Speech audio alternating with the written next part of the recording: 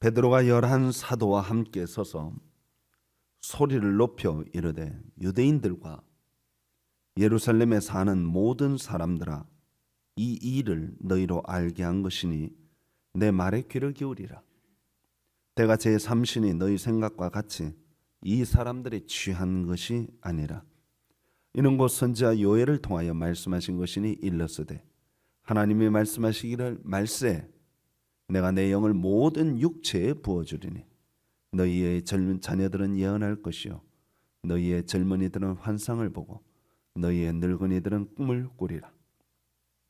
그때 내가 내 영을 내 남종과 여종들에게 부어주리니 그들이 예언할 것이요 또 내가 위로 하늘에서는 기사를 아래로 땅에서는 징조를 베풀리니 곧 피와 불과 연기로다. 주의 크고 영원한 날이 이르기 전에 해가 변하여 어두워지고 달이 변하여 피가 되리라. 누구든지 주의 이름을 부르는 자는 구원을 받으리라 하였느니라. 아멘. 우리가 다 아다시피 예수님의 제자들은 평범한 사람들이었습니다. 사실 평범하다기보다는 평범 이하의 사람이었습니다. 배운 것이나 지식적으로나 경제적으로나 모든 면에서 일반적인 사람들에 훨씬 못 미치는 그런 부족한 사람들이었습니다. 그들이 예수님을 따라다니면서 믿는다고 하였지만 사실은 늘 어딘가 2% 부족한 모습을 보이고 있었습니다. 우리는 복음서를 읽어보면서 제자들의 어리숙한 면들을 여러 차례 목격하게 됩니다. 주님께서 붙들어 주시지 않았다면 넘어지고 쓰러질 수밖에 없는 그런 부족한 제자들이었습니다. 그런데 예수님께서 그 제자들을 내버려 두시고 하늘나라로 승천하셨습니다. 그 제자들을 능력을 잔뜩 주어서 그리고 그들에게 믿음을 잔뜩 주어서 예수님이 없어도 능히 버틸 수 있을 만큼 그런 능력과 믿음으로 단단하게 무장하고 리더십을 갖추고 인격을 갖춘 상태로 완성된 상태로 만들어 놓고 하늘나라로 올라가신 것이 아니라 너무나 부족한 모습 그대로를 두고 올라가셨습니다. 참 그것이 저에게는 참 이상하다 생각이 들었습니다. 왜 이렇게 부족한 상태로 내버려 두고 하나님 예수님이 올라가셨을까? 단지 예수님 한마디 남겨놓으셨습니다. 너희가 몇 날이 못되어 성령을 선물로 받을 것이다. 성령을 받으리라. 그 말씀 한마디였어요. 제자들은 저 같으면 아마 그런 말씀 주시기는 하셨지만 그 말씀을 얼마나 신뢰하고 믿고 따랐을까? 저 같으면은 지금 핍박하는 사람들 있잖아요. 예수 믿는 사람들을 잡아 죽이려고 하는 사람, 실제로 예수님을 십자가에 매달았던 그들입니다. 그들이 아직도 눈 시퍼렇게 뜨고 지켜보고 있어요. 언제 어떻게 잡혀갈지 모르는 상황이에요. 그렇다고 해서 내게 믿음이 대단하게 있는 것도 아니에요. 그렇다고 해서 내게 능력이 있는 것도 아니고 가진 것도 아무것도 없어요. 그렇다고 해서 예수 믿는 사람들이 대단히 많은 것도 아니고 아마 저 같으면 도망갔을지도 모르겠어요. 인간적인 생각을 하면 그럴 수밖에 없습니다. 상황 자체가 지금 최악 아닙니까? 지도자도 없습니다. 믿음도 없습니다. 아무것도 없는 상태예요. 오히려 핍박과 환난이 나를 기다리고 있습니다. 그런데 놀라운 사실은 그 제자들이 믿음이 없기는 하지만 우리보다 한 가지 나은 것이 하나 있는데 예수님이 주신 말씀, 너희가 몇 날이 못되어 성령을 받으리라. 그 말씀을 정말 어떻게 보면 너무 순진할 정도로, 어떻게 보면 너무 고지식할 정도로 믿었습니다. 그리고 그들은 모여서 떠나지 않았습니다. 몇 날이 언젠지는 모르겠어요. 얼마나 기다려야 하는지 몰라요. 그런데 그들은 너무나 순진하게, 너무나 고지식하게 그 말을 있는 그대로 받아들였습니다. 그리고는 그들은 기다렸습니다. 그냥 기다린 것이 아닙니다. 기도하며 기다렸습니다. 주님, 몇 날이 못 되어 성령 주시겠다고 말씀하셨죠? 저희들에게 성령을 부어 주옵소서. 그들은 솔직히 말하면 성령이 뭔지도 몰랐어요. 그렇잖아요. 오순절 마가 요한의 다락방에 성령 받기 전까지는 그들은 도대체 성령이라는 게 뭔지도 몰랐어요. 그게 어떤 역사를 일으키는지도 몰랐어요. 그냥 예수님의 말씀을 그냥 있는 그대로 순수하게 성령님이 있는데 성령을 받을 것이다. 그게 뭔지도 모르면서도 예수님 하신 말씀을 순수하게 믿고 받아들이고 기다렸습니다. 기도했습니다. 초대교회 역사가 뭔지 아십니까? 물론 성령의 역사입니다. 초대교회 역사는 능력의 역사입니다. 초대교회의 역사를 살펴보면 막 기적이 일어나고 대단한 역사들이 일어납니다. 저는 그러나 초대교회 역사는 그 순수하고 정말 순진할 정도로, 어떻게 보면 너무나 어리석을 정도로 하나님의 말씀을, 주님의 말씀을 곧이곧대로 믿었다는 것입니다. 이게 바로 초대교회의 힘입니다. 능력입니다. 오늘 우리는 너무 지혜로워요. 오늘 우리는 너무 생각하는 게 많아요. 오늘 우리는 내 생각과 내 판단이 너무 많아요. 하나님 말씀을 순수하게 받아들이는 것이 매우 적습니다. 저는 초대교회와 우리 오늘날 한국교회의 가장 큰 차이점은 성령을 받았느냐 못 받았느냐 하는 차이점이 있지만 그 출발점에서부터 차이가 있다는 거예요. 초대교회 성도들은 말씀을 믿었습니다. 생사화복을 주관하시는 하나님을 믿었습니다. 주님을 정말 믿었습니다. 목숨을 걸고 믿었습니다. 잡혀 죽을지 모르지만 믿었습니다. 망할지도 모르지만 믿었습니다. 그것이 바로 그들 가운데 성령이 임했던 원인입니다. 오늘 우리들에게도 저는 우리 서북교회도 성령님이 임하기를 축원합니다. 사실은 성령님이 임해야 우리의 모든 문제들이 풀려집니다. 환난이 있고 핍박이 있고 기근이 있고 적신이 있고 위험이 있고 칼이 있고 사망이 있고 악한 자들의 권세가 있고 모든 환경이 최악의 환경이 있다 할지라도 성령님이 나와 함께 하시면, 하나님이 나와 함께 하시면, 역사하여 주신다면 두려울 것이 없습니다. 다 헤치고 나갈 수 있어요. 다 뚫고 나갈 수 있습니다. 아무리 기독교가 지금 힘을 잃었다 해도, 아무리 어려운 처지에 빠졌다 해도 하나님이 오늘 이 시간 우리에게 기름 부어 주시면 다 헤치고 나갈 수 있습니다. 전 그렇게 믿습니다. 그런데 그렇게 하려면 그냥 엎드려 기도하는 것으로 되는 것이 아니고, 그저 하나님 성령 주시옵소서 그렇게 기도한다고 되는 게 아니라 말씀을 정말 오늘 여기 제자들처럼 있는 그대로, 어떻게 보면 문자 그대로 믿어버리는 거예요. 믿어버리는 거예요. 그냥. 성도 여러분, 우리 좀 순수해집시다. 우리 좀 고지식해집시다. 우리 좀 말씀 앞에는 그냥 고개 팍 숙입시다. 그 하나님의 말씀 앞에 우리가 다른 것 다 내려놓고 어린아이처럼 그저 순수하게 그 말씀을 받아들이고 말씀 앞에 깨어지는 그런 우리들이 한번 돼 봅시다. 마음은 어떻습니까? 네? 제가 우리 교회를 처음 담임하고 그런 소리 많이 들었어요. 목사님 그렇게 하면 망합니다. 그런 소리 저한테 하시는 분들이 참 많았어요. 근데 제가 그때 했던 말이 기억이 납니다. 이렇게 하면 망합니다 하는 이야기를 저는 그 말을 이렇게 받아들여요. 성경대로 하면 망합니다. 말씀대로 하면 망합니다. 적당히 인간적인 방법도 들어가고 인간적인 생각도 들어가고 이모저모 생각해야지. 그렇게 생각 없이 해서 되겠습니까? 아마 그때 당시에 제가 필리핀 서북교회를 시작하고 막 거기에 굉장히 힘을 쏟고 그럴 때였던 것 같습니다. 그런데 제가 그때 이렇게 말을 했던 기억이 납니다. 망하면 어떻습니까?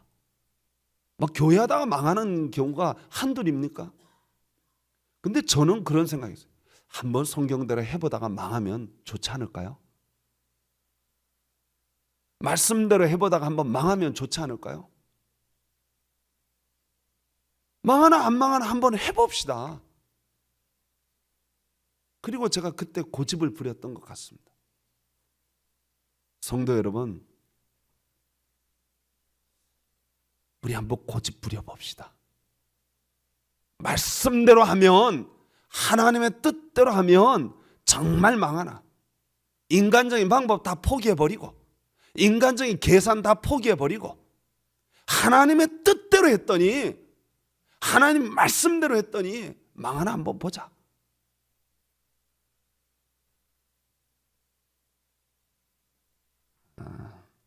제가 그때 아마 이렇게 얘기했던 것 같아요. 우리 교회가 교인들한테 11조를 내라고 강조하는데 교회도 11조 내봅시다. 교인들 보고 11조 내라 그러지 말고 교회도 11조 내봅시다. 하나님께. 그 얘기 뭐예요? 11조는 내 게 아닙니다. 하나님 겁니다. 그래서 하나님께 내는 거예요. 교회도 우리에게 주어지는 헌금 중에 10분의 1은 내 것 아니고 하나님 거라고 생각하고 선교하는 일에 한번 써봅시다. 제가 그때 그 얘기했던 것 같아요. 그리고 막무가내로 밀고 나갔어요. 그런데 안 망하더라고요. 지금은 어떤지 아세요? 제가 그동안에 15, 16년이 지나가는 동안에 타락한 거예요. 타협하기 시작한 거예요. 현실과 타협하고 상황과 타협하기 시작하는 선교가 점점 줄어드는 거예요. 점점. 그래서 이제는 도저히 10%를 넘을 수가 없는 거예요.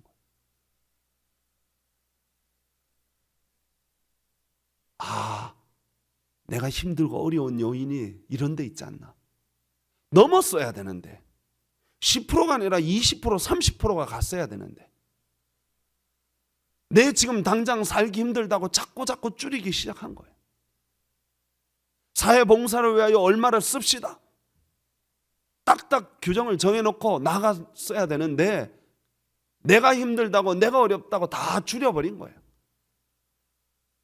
그러고 보니까 나가 점점 더 궁색해지더라고요.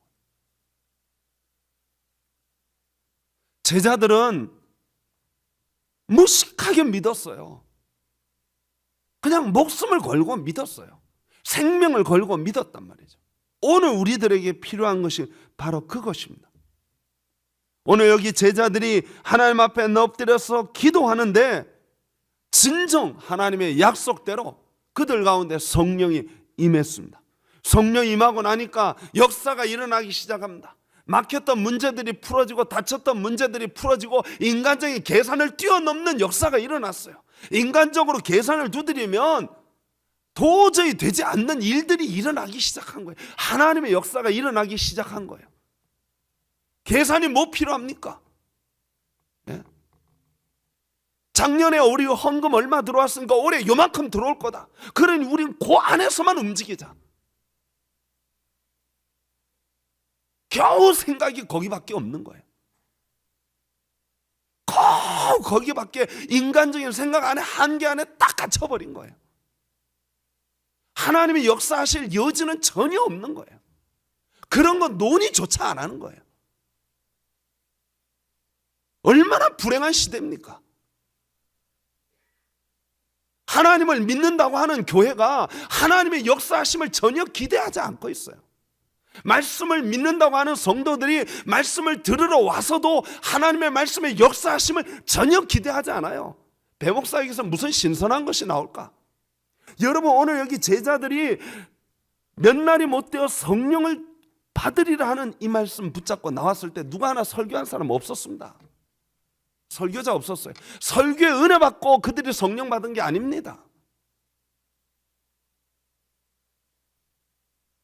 그들 중에 누구나 탁월한 리더십을 가진 사람이 한 명도 없었습니다.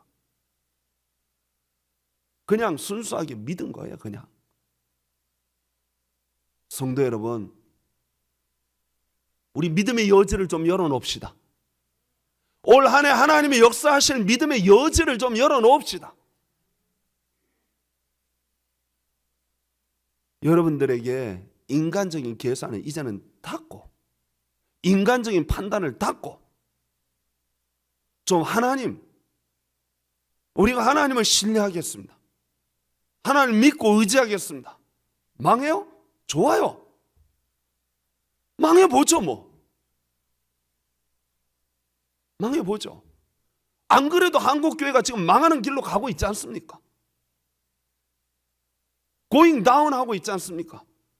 누구라도 지금 정상적인 판단을 가진 사람이라면 10년 후, 20년 후, 30년 후 한국교회가 어떻게 될지 뻔히 보입니다.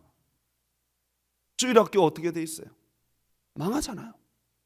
아니요, 망했어요. 점점 노인네들만 남기 시작합니다. 그리고 그분들 가시면 교회는 뻔해요. 이 건물 유지 못합니다. 망하는 길로 지금 우리는 가고 있어요. 판단이 그렇지 않습니까? 여기 살려면 어떻게 해야 되겠어요? 우리가 한 명이 한 명씩 전도해오자. 전도 그거 말처럼 쉽지 않아요. 캠페인 수도 없이 했어요. 상품도 걸어봤어요. 밀가루 푸대 주는 교회, 설탕 푸대 주는 교회 많았어요. 성공했다는 교회 하나도 없습니다. 뭘로 성공할 수 있겠습니까? 뭘로 역사가 일어날 수 있겠습니까? 인간적인 캠페인, 인간적인 수단, 인간적인 전략, 인간적인 방법 단 한 개도 성공 못합니다. 하나님의 교회는 하나님이 역사하셔야 성공하는 줄 믿습니다. 순수하고 순진한 믿음. 목사 한 명만 깨지면 다 됩니까? 그렇지 않아요. 성도 여러분, 목사 없이도 성령을 받았던 초대교회 성도들이 있습니다. 리더십이 없어도 성령을 받았던 초대교회 성도들이 있습니다. 우리 서북에 우리 교회가, 우리 대한민국 교회가 살려면 다시 한번 하나님 앞에 어린아이처럼 엎드려야 할 줄로 믿습니다. 성령님 우리 가운데 임하여 주옵소서. 성령님이 역사하시면 베드로의 한 번 설교에 3,000명이 뒤집어지더라고요. 성령님이 역사하시면 차고 넘쳐나더라고요. 고아와 과부를 돌보고 교회에 맡겨진 사명을 훨씬 더 크게 역사하더라고요. 올 한 해 우리 서북교회 하나님이 역사하는 귀하고 놀라운 일들이 있어지기를 축원합니다. 올 한 해 여러분의 가정에, 여러분의 삶의 계획 속에, 여러분의 모든 행사 위에 성령님이 하나님의 역사하실 여지를 여러분들이 열어놓고 믿음으로 나아갈 수 있게 되기를 축원합니다. 우리의 살 길은, 우리의 생사화복은, 우리의 모든 것은 여호와 하나님, 전능하신 하나님의 손에 달려있는 줄 믿습니다. 돈도 아니고 숫자도 아닙니다. 하나님의 손에 달려있는 줄 믿고 우리가 이제 하나님의 손에 붙잡히기를, 하나님 손에 잡히기를, 마른 막대기가 하나님 손에 잡히듯이, 돌멩이가 하나님 손에 잡히듯이 우리가 하나님의 손에 잡히기를 간절히 축원합니다. 기도하겠습니다. 하나님 감사합니다. 미련합니다. 둔합니다. 어리석습니다. 리더십, 인격 모든 면에서 다 부족합니다. 하나님, 그러나 하나님 손에 붙잡히기를 소망합니다. 하나님 손에 잡혀서 순수하게 순진하게 말씀을 읽는 그대로 문자 그대로 어리석게도 믿게 하여 주옵소서.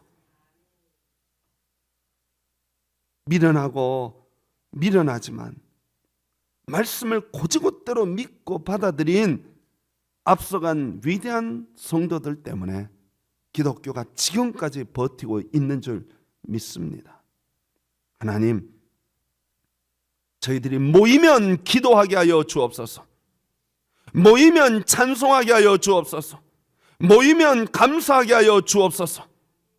인간의 공교한 말들은 이제 그치고 하나님 앞에서 겸손하게 머리 숙이는 저희들이 되게 하여 주시옵소서. 깨닫고 뉘우치고 주님 부여잡는 우리 모든 성도들 되게 하여 주시옵소서. 올 한 해 하나님이 역사하시는 여지가 10%가 아니라 100%, 200%, 300%, 만배 갚아 줍는 그런 놀라운 축복의 역사가 우리들 삶 속에, 우리 교회 위에, 대한민국 위에, 이 땅 위에, 망해가는 기독교 위에 있게 하여 주시옵소서. 이제는 우리 주